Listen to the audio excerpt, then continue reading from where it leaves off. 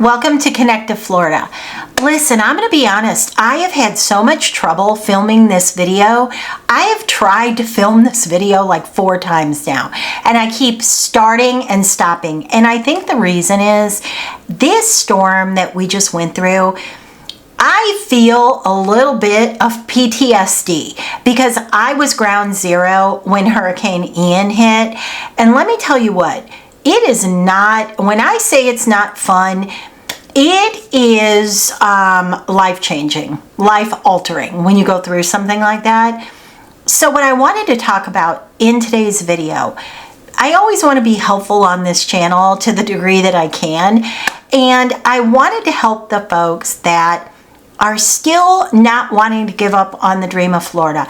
People that still want to move to Florida, but I want them to understand how it really does feel and what happens after you go through a storm like this and the cameras are off and the news isn't covering it anymore, and you start to kind of set into your new environment, what's going to be your new environment for a while. So today, in the effort of having everyone as prepared as they can be, we're going to talk about what the reality is after a storm. So as a person that has gone through this before, and as a person that has personal experience of this because Hurricane Ian was ground zero for where I live, I can speak to you definitively about what these folks are going to go through.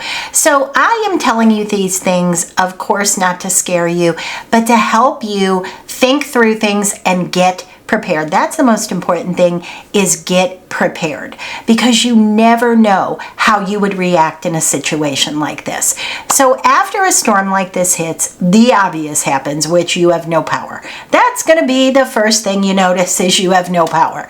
But not only do you have no power, but on top of not having power, you also have to think about your refrigerator. When's the food going to go bad? Your freezer, when is that going to thaw out and water starts to run out of it?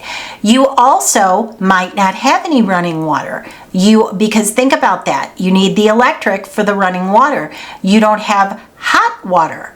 You don't have cable or internet, and in many situations, you don't have your cell phone because the towers probably came down.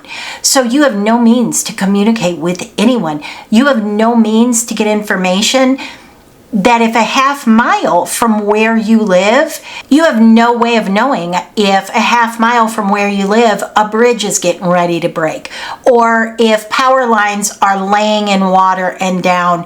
Or think about this, and this is true, if there are alligators in a flooded area, because remember, as all that water surges through, that brings everything in, snakes, gators, whatever wildlife was in the water. During Hurricane Ian, there were people, and again, I'm not saying it to scare you, I'm saying it more to think through how close you want to live by water, but there were people that were finding literally alligators in their house, going swimming through their house. So it really, those are the things you don't always think about. When that kind of water, when that kind of surge comes through, those are the things that happen. So even if you don't have the flooding event, but you have no means of communicating with anyone, nobody even knows you're there. So you're very, very alone. I myself, I drove 25 miles. I just kept driving and driving and driving until I thought I could get a cell phone signal. And by the time I hit 25 miles, I was like, that's it. I'm not going to continue to waste gas. And I turned around and came back, and I never could get a signal out to tell my family that I was okay. And that brings us to number 2, gas. You don't necessarily have a lot of gas sitting around your house. So if you need to go get gas for your house generator, you will eventually run out of gas. If you're trying to run that to at least have just enough power to power your refrigerator so you don't lose your food, to get a little bit of AC. Personally, we had an AC, like an external AC unit for one room in the house, and that's what we were powering as a plug-in. But most people can't get enough power generated unless they have a whole house generator, that's built underneath the house. Unless they have that, one of those generators, even the powerful ones, it's really, really hard to run AC off of that. So you're not going to get full house usage of an external generator. So that's another thing to think about. You might want to go ahead and expense that to get a whole house generator when you move to Florida. It's pretty important. But if you have a generator, you can at least power your refrigerator, your freezer, and maybe get a little AC and get enough. We used ours also for a radio so that we could hear what was going on around us. But gas is going to be so important, because if you can't get gas, if the gas stations are closed, or maybe there's one or two open, everybody is looking for them and finding them, and they run out of gas really, really quickly. So when that happens, once again, you feel very isolated. Let's say you are at the end of your prescriptions. Let's say you rely on heart medication. Let's say you rely on oxygen, even something simple as a CPAP machine. Anything that's medically necessary, you may not be able to get. I can guarantee you won't be able to get it for a week, 2, or a month. I want to say I was very lucky. I had a 90-day supply of the medications that I take, so I felt okay. Even though I didn't have a full 90 days left, I had enough that I felt like I would make it through. But if you're at the end, if you're getting 30-day prescriptions and a hurricane like this hits and you've only got 2-3 days worth of medication, and you rely on that medication, that could be an enormous problem. So the pharmacies and things like that, they'll open as quickly as they can. But I can tell you, like, for example, with Hurricane Ian, it was about 3 weeks before anything opened. Now, keep in mind, you're not going to be working, because probably the company you work at also is experiencing the same thing you are. No power, there's no business, there's no customers, none of that. So you're not going to be working. That also means you're not getting paid. Do you think your mortgage company cares? Do you think the next month, when this storm is 30 days out, do you think that mortgage company is going to care that you're saying, well, I couldn't work, I was a victim of the storm? Let me tell you what, they do not. They do not care. Now, sometimes there's things you can do for modifications and things. It never works to your benefit, ever. When you push a payment towards the back, or you allot it over the next 3 months, if your business is down, and there were many people that didn't have a paycheck for 2-3 months, in a couple, 2-3 days, you will really feel alone. Even though all of your neighbors are going through the same thing you are. One other thing, if your entire neighborhood, if everybody has a generator. So again, I'm talking about the kind of generator that most people have that cost around somewhere between $8,000 and $10,000, the external type of generator. Everybody is going to have those plugged in if they have them.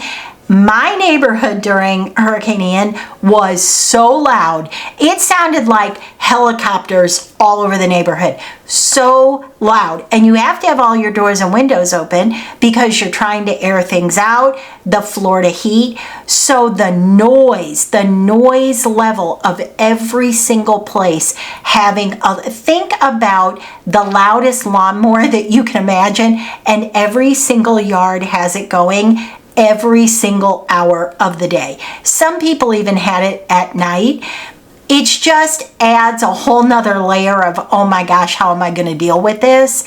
If you're lucky enough to have one, they're really, really loud.